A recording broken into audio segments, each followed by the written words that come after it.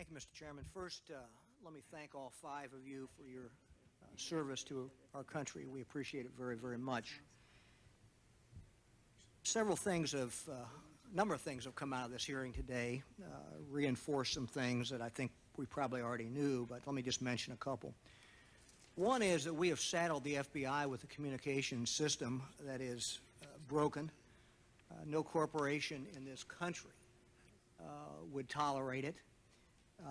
It is shameful, and from your testimony it appears that we still have a long way to go to fix it.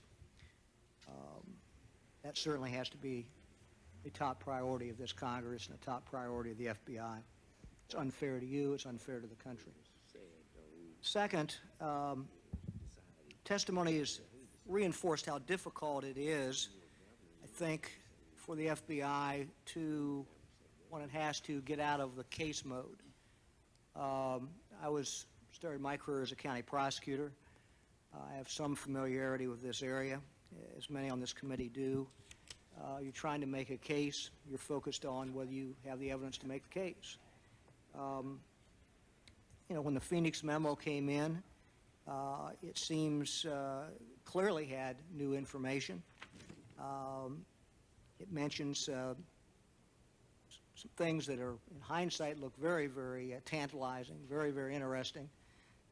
It's a product, I will say, obviously, to the Phoenix agent of some very imaginative, creative, good work, good analysis, the type thing that needs to be done and needs to be rewarded in our system. Your field office didn't seem to think that, however, that it added very much to what it already knew. And I suspect that was due because they were looking at it as a case. Did this help them make a case? But they failed to see, obviously, the big picture. My question to 3 of you is it ever feasible to really expect the FBI agents who have been trained historically to look at cases, to look at things from an intelligence point of view? Can the FBI really do preventive intelligence? Let me start with the Phoenix agent. Yes, I think we can. I think we have demonstrated that since our very inception. I believe, just point to the examples during the Cold War, the FBI's counterintelligence mission during the Cold War, and the effectiveness that we had against the Soviet threat. Do you disagree with the premise, then? Yes, I do disagree with the premise. Okay. What I do think is we need more resources, more agents, more analysts, more support persons to attack this problem. I personally feel, it's my opinion, that we cannot do everything that we are mandated to do, both criminally and from an intelligence point of view, and do it all well. Yeah. Good point. FBI headquarters. Clearly, I think that we're up for the mission.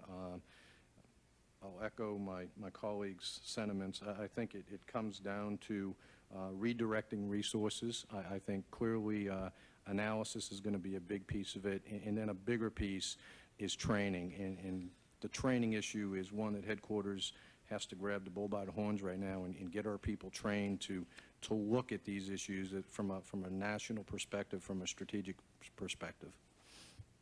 Minneapolis agent. Sir, I think we're absolutely up to the task. The type of people that are recruited into the FBI are people that are multifaceted and people that look beyond just what's happening in their own backyard.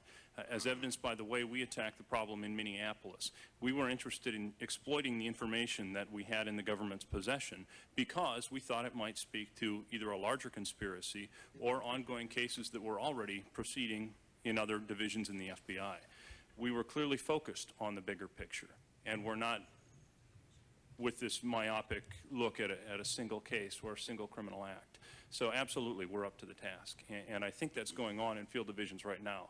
I think it can happen to a greater degree and much more effectively, but the type of people that are working these cases are the people that have clearly an international focus. Well, I think your testimony has been very helpful today. I think your answer just a moment ago, all 3 of you, was very, very helpful. You've listed a number of things that, frankly, fall outside of your responsibility. They go to things such as resources that go back to our responsibilities. And I hope Congress will heed your advice. Thank you, Mr. Chairman.